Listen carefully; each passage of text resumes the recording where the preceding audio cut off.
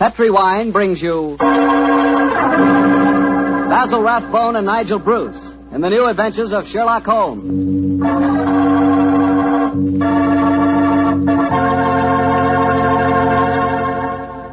The Petri family, the family that took time to bring you good wine, invite you to listen to Dr. Watson tell about an exciting adventure he shared with his old friend, that master detective, Sherlock Holmes.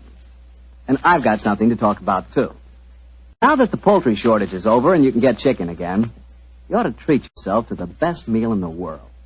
Fried chicken, Southern style, accompanied by a chill glass of Petri California Sauterne. Me, oh my, is that something. You know, Petri Sauterne is a wonderful mealtime wine. It's a white wine, the color of pale, pale gold. And Petri Sauterne is delicate in flavor, sort of subtle and kind of intriguing. Well, just wait till you taste it. You'll really love it with that fried chicken. Oh, and I'll tell you something else. It's wonderful with fish. If you haven't tried fish or any kind of seafood, together with Petri Sauterne, well, I hate to say this, but you don't know, folks. You just don't know. So how about finding out? Just pick up a bottle of Petri Sauterne on your way home tomorrow. It's a Petri wine, so you know it's good.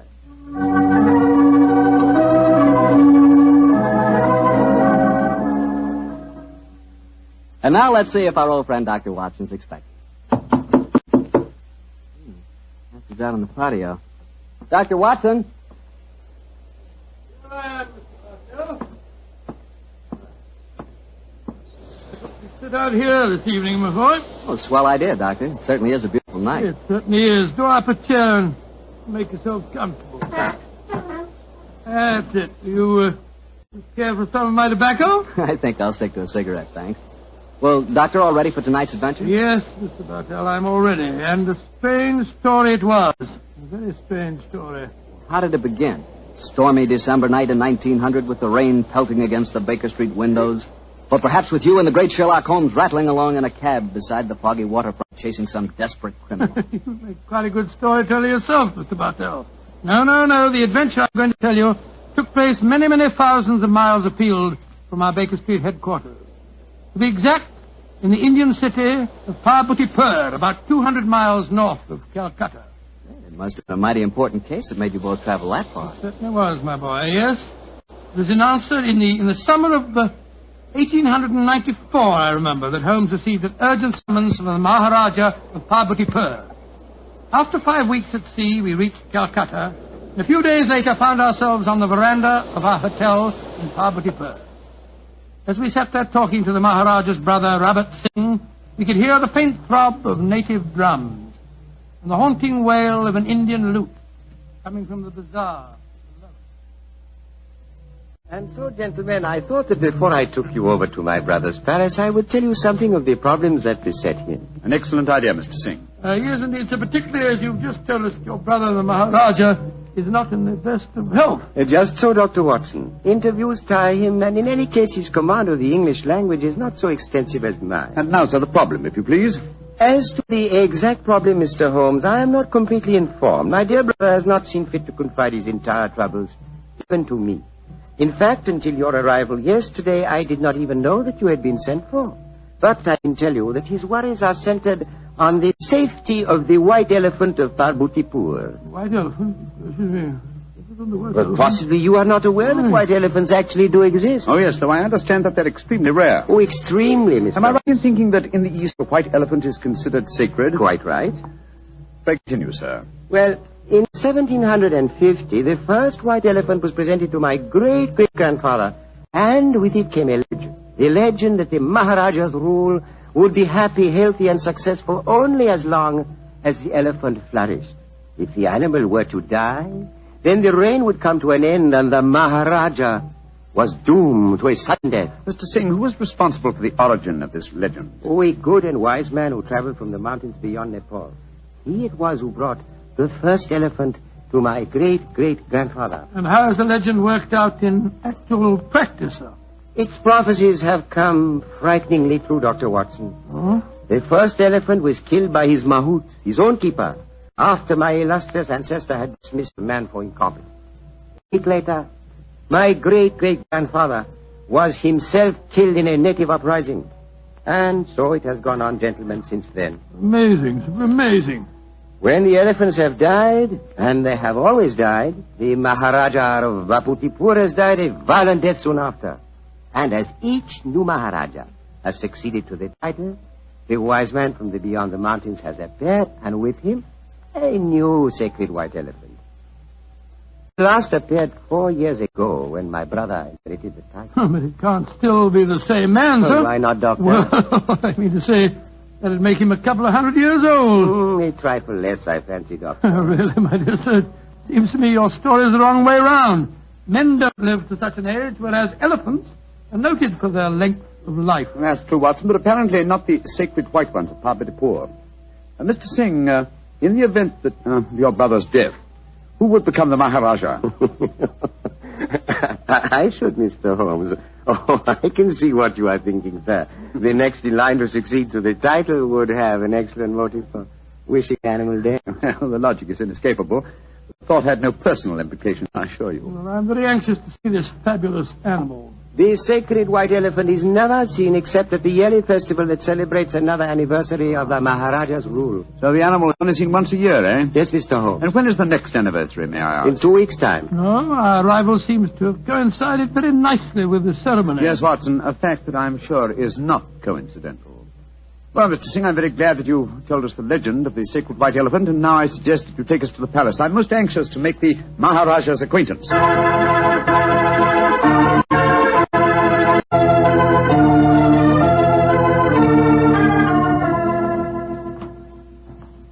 This is the council chamber, gentlemen. If you will wait here a moment, I will go and see if my brother is well enough to receive you. Very well, sir. On my soul, Holmes, I'm not easily impressed, but this palace is absolutely staggering in its magnificence. Yes, it does rather take one's breath away, doesn't it? I think it does. This floor is of the finest marble, and unless I'm much mistaken, that magnificent rug is a genuine Baccara. Yes, by Jove, it is. I could swear that the staircase we mounted a moment ago had railings of solid gold. You did, old chap. It did? This is a country of paradoxes, where opulence beyond the dreams of Midas rubs shoulders with the direst poverty. And yet, looking at a palace like this, it's not hard to see why India is called the brightest jewel in the diadem of the British Empire. Good Lord, what's that? That is an elephant trumpeting. Oh, yes, of course. Do you suppose it's the sacred white one? Undoubtedly. You will recall the Maharaja's brother told us it's the only one at the palace. Cheers. It's an odd sound. Yes, a very comforting one. The animal seems to be in the best of health. Who waits in the Maharaja's council Good gracious room? me, you gave me a start. I didn't hear you come in. And my friend and I are waiting for an audience with His Highness. No one can hold audience with the Maharaja. Please to leave. Now, look here, my good fellow. Watson, I'm please. pleased to leave. Watson. What? We've traveled 12,000 miles to see the Maharaja, sir, at his request. In any case, his brother is with him now arranging an audience. I am Mada, Maharaja's physician and chief counselor. And I tell you, you cannot hold audience today. And I tell you that I haven't the slightest intention of leaving the palace without seeing him. You defy the authority of Mada? Saila! Azur?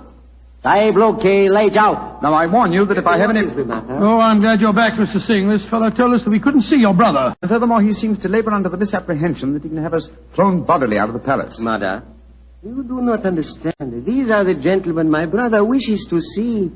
From England he has sent for them. It was against my counsel they were summoned. No good will come of this. Follow me, gentlemen.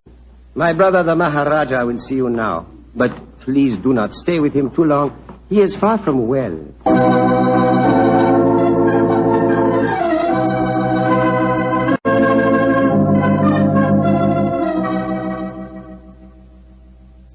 Mr. Sherlock Holmes, Dr. Watson, I'm so happy you have arrived here safely. It was great imposition to ask you to travel so far. Oh, not at all, sir. I only hope we can prove of material assistance to you. Ranji, Yes, Rabat? I wish you would permit Dr. Watson to examine you. No, just was about to suggest myself, sir. In fact, I brought my medical bag along just in case. Mother would not approve. Mother not believe in Occidental medicine. I do not trust Nada. I do not think he wishes you to get well. Please, Ranji, let the doctor examine you. Very well. But you not tell not Mother. And now, what seems to be the trouble, Your Highness? My eyes, they torture me. Night and day, they torture me. Yes, I noticed they seem very inflamed. Now, let me take a look at them. Yes. Now, open them a little wider, please, sir. I throb, burn, night and day. Night, day, burn. The color is distinctly reddened. However, this isn't anything very, very serious, sir. What you're suffering from is a case of what we call conjunctivitis. What you do relieve pain, Doctor? Some eye drops will give you relief in no time, sir. I have some here in my bag. Oh, thank you. Thank you. Perhaps medicine will help. Yes, I'm sure it will, sir. Here you are. Now, this small bottle and an eyedropper. This is an eyedropper. Just put a few drops in the corner of each eye, and I'm sure that you'll get some relief in no time at all. Thank you, Dr. Watson. You think there is nothing seriously wrong, Doctor? Mother gave it as his opinion that my brother's eyesight was in serious danger. Pardon my saying so, I think it more likely that my medical knowledge exceeds his. I can assure you there's nothing seriously the matter with your brother's eyes, sir. I'm happy you say so. Now you will please excuse me while I take medication and rest a little. We discuss my problems later. Quarters already prepared for you in palace. You do not mind, Mr. Holmes? Not at all, sir, though in the interim I should like to employ my time to the full by inspecting your sacred white elephant. No, that I cannot allow. I must talk to you first. I think, sir, you will do well to give me permission to see the animal. I already have my suspicions as to your reason for bringing me here, and it will be best if I'm completely informed when we have our discussion. Very well. Can do no harm. Here, take ring. Show ring to Sucro. He's keeper of animal. Sucro will let you into elephant house when he see ring. Thank you, sir. And please rest comfortably. I'm sure that your worries are nearly at an end. Come on, Watson.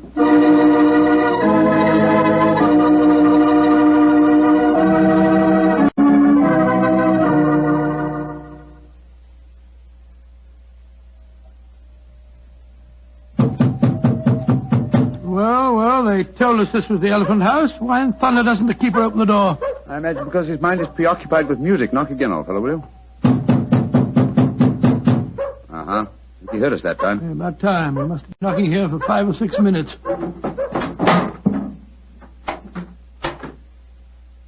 Salam, sir. Here, mother. Parahati tekniko asti. Tum dekni ne sekta. Sekta. Maharaja Sahib, kumko asti mafikio. Potato, sir. Either up. Sir Holmes, the Maharaja's ring certainly seemed to do the trick. He didn't want to let us in until you showed it to him, did he? Good and faithful servant, our friend Sucro. Here, kutai. Here. Hati, pagir. Here. Kasamapik.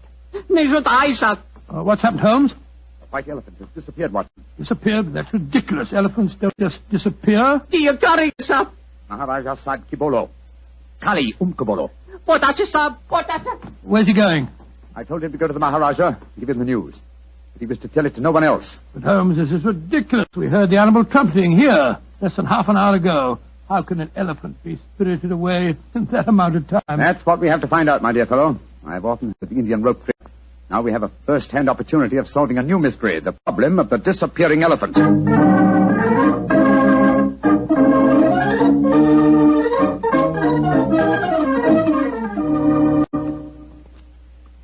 Holmes, this is farcical. We spent half an hour searching this elephant house. After all, an elephant isn't exactly insignificant.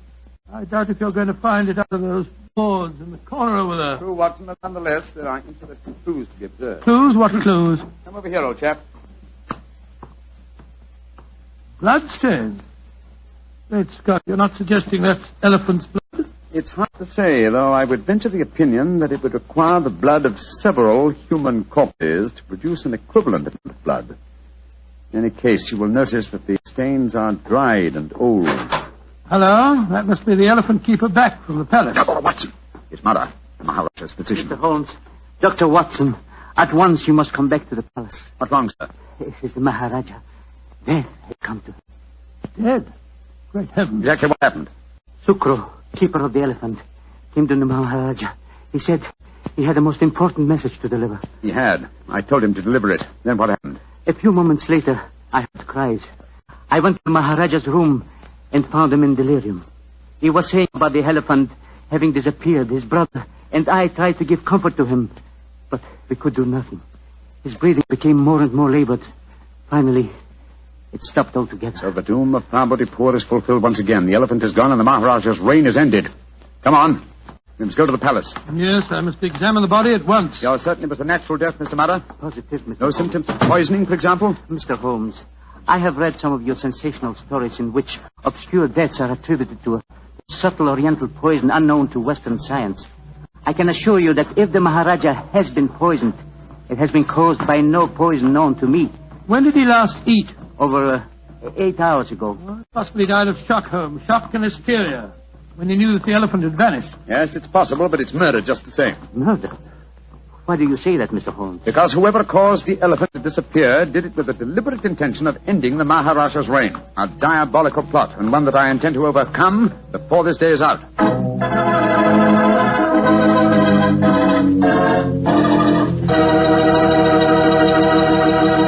Dr. Watson's story will continue in just a second, so all I'm going to say is, if you like a swell red wine with your dinner, well, then you should know about Petri California Burgundy. Petri Burgundy is a rich, hearty red wine that's just wonderful with hamburger and beef stew and pot roast and chops and just about any meat or meat dish you can think of. And, of course, if you can get hold of a steak or a prime rib, well, then you've just got to serve that with Petri Burgundy. Petri Burgundy is a swell mealtime wine. The best friend a good meal ever had. No kidding.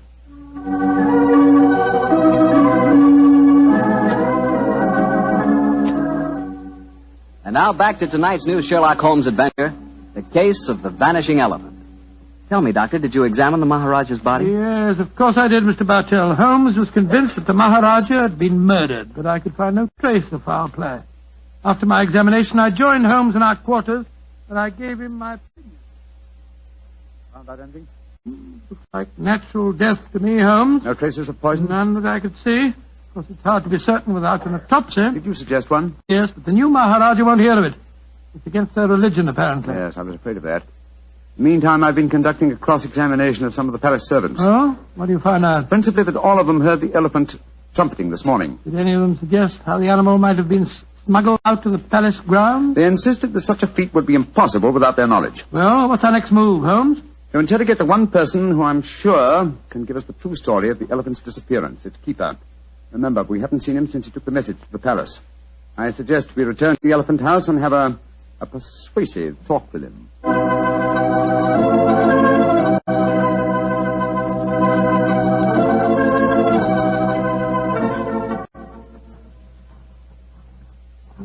This must be the house. The only one that's near the elephant pen. Ramshackle-looking place, isn't it? Extremely. Sukro! Sukro! Don't tell me that he's vanished, too. This is beginning to get on my nerves. Oh, no. Sukro! I think under the circumstances, we'll take the liberty of entering. Sukro! Look, Holmes. Look on the floor. We're too late. Good Lord. What a horrible sight. His throat's been cut. Obviously another murder. He knew the secret of the vanishing elephant. Let's have a look around. He was quite a musician. Look at this weird assortment of instruments. Native lute. We heard him playing that today as we approached the elephant house. What's this? Looks like a sort of giant megaphone. A musical instrument of some kind. Observe the mouthpiece here. Let's see what kind of noise it makes. Great Scott. The instrument sounds exactly like an elephant trumpeting. Of course. Numbskull, why didn't I do this before? Come on, Watson, back to the palace as fast as your legs can carry you. The mystery is solved.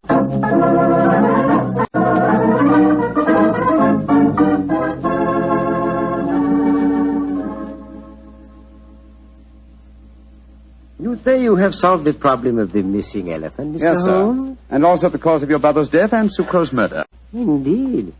That is very important news. Won't you both sit down, please? Thank you, sir. Please proceed, Mr. Holmes. Thank you. First, the elephant did not vanish today. The beast must have died natural death months ago. All that happened today was that I discovered its absence. Are you suggesting that my brother knew the beast was dead? I am, sir. But he was afraid to publish the news. He knew that his rule would fall into a state of chaos if the fact were known. You yourself, sir, have told us how strong is the native belief in this legend. So how did he dispose of the elephant? Unobtrusively, over a period of time, the bloodstains in the elephant house would indicate that the animal had been cut up into disposable fragments, which could be removed by the faithful Sucro without attracting suspicion. All this time, though, the elephant horn was blown at suitable intervals to indicate that the sacred animal was still alive. But if the Maharaja knew the beast was dead, why did he die of shock when he received the news? I think the answer to that question, Dr. Watson, would be that my brother died of shame when he knew that his imposture had been discovered. Little far-fetched, sir, if you don't mind my saying so. Now, I'm certain the reason your brother brought me to your country was to reveal that imposture to me. He knew the day was coming soon when he must show the elephant to his people. The festival would have been held in 2 weeks' time, I think you told us, sir. I imagine that he wanted me to devise a method of smuggling a new white elephant into the palace grounds before that time. Tell me, Mr. Sherlock Holmes, why did my brother die today? Because he was murdered. Just as Sucro was murdered later. Murdered? How, Holmes? Oh, very ingeniously. By poison, but not, as you might expect, by any subtle Eastern poison. No, one of the most recent of Western poisons was used. A poison unknown to Oriental science. Delirium, followed by a strangulated breathing, is highly typical of the newly discovered poison hyoscyamine. But he hadn't eaten for 8 hours. True, Watson, but you see, this hyoscyamine was administered to an eyedropper. Good heavens. The poison penetrates with unusual ease through the membranes of the eyes, if you will recall. Yes, you're right, by Joe, it does. It must have been that physician fellow, whatever his name is. No, my dear chap. This has been a case of confusions. Let's do a little clear thinking now, shall we? You see, we were deceived by the apparent sequence of events. We discovered the elephant missing and thought that fact had caused the Maharaja's death. Whereas his murder was quite a separate matter. The poison must have been placed in the eye drops while we were in the elephant house. Precisely, dear chap. And when the murderer saw how the problem of the missing elephant confused us, he killed its unfortunate keeper to prevent us from learning the truth. Yes, you're strangely silent, Mr. Singh. Am I, Mr. Holmes? I am fascinated by your flow of unassailable logic. Of course, you realize that I am now the Maharaja, the King of Kings, an absolute ruler with all power, including that of the police. Do you care to denounce the murderer to me? Oh, come, sir. It's time the buttons come off our foils. I'm well aware that you studied medicine at the University of Edinburgh. You have the motive, the opportunity, and the knowledge to kill your brother. The murder of Sucro was probably performed by an underling. Great Scott, what a shocking You are a disgrace. clever man, Mr. Holmes, a very clever man. Clever enough to realize that an absolute ruler, a ruler with all powers, including that of the police, is not apt to denounce himself. Again, your logic is unassailable. Goodbye, gentlemen. I trust your voyage home will be a pleasant one. I warn you, sir, that I shall make a full report of my findings in this case to the British Commissioner of this state. Why should he prove more effectual than the great Sherlock Holmes? Goodbye, gentlemen, and bon voyage. Filthy murderer. Makes my blood boil to think that he can't be brought to justice. He can, and he will be. Civilized laws of the Occident cannot be enforced here, then we must fight him with his own weapons. What do you mean, Holmes? If we have a farewell talk with Mr. Madder, the dead Maharaja's physician, friend, and counselor.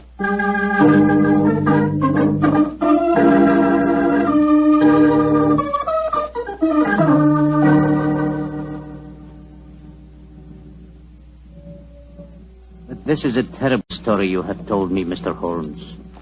My beloved ruler murdered by his own brother, and yet he cannot be made to account for his crimes. He can be, sir, if you will help Mr. Holmes. Of course I will. What can I do?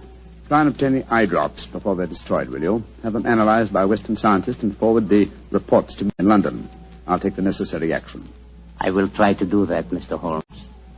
But if I fail, there is one other way I can avenge my master's death.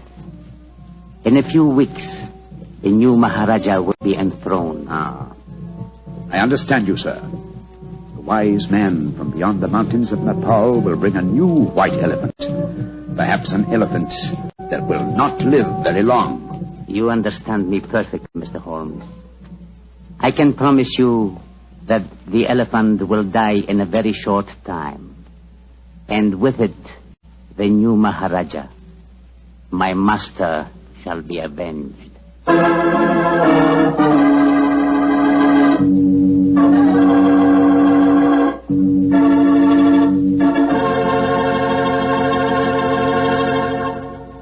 That was quite a story, Doctor. Quite a story. And tell me, what did happen to the next white elephant of Parvati-pur? By an extraordinary coincidence, it died the day after the new Maharaja's enthronement. And that scoundrel was himself killed in an uprising that occurred just a few days later. You know something? I think I could be very happy as an Indian Maharaja. Oh, really? Mm-hmm.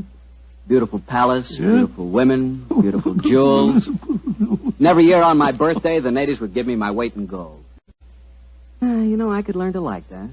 That is, if I tried. Yes, and every week you'd speak to your subjects over the radio and tell them all about Petri wine. Oh, now, wait a minute, Doctor. I don't always talk about Petri wine. That's right. You don't always talk about Petri wine.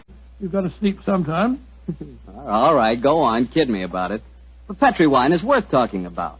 After all, what other wine has the tradition behind it that Petri wine has? Don't forget, the Petri family has been making Petri wine for generations. Since way back before there were electric lights and telephones and things like that. They've been making Petri wine since the 1800s and handing down from father to son, every bit of valuable knowledge and experience. There's no doubt about it. The Petri family really knows how to turn luscious grapes into wonderful wine. That's why you can't go wrong with a Petri wine. Petri took time to bring you good wine. Well, Doctor, how's about giving us a clue to next week's story? Now, next week, Mr. Bartell, I'm going to tell you an adventure in which I'm afraid I didn't exactly cover myself with glory, shall we say. But I think you'll find the story an exciting one, my boy, because it's composed of equal parts of romance, of international intrigue, and of sudden death.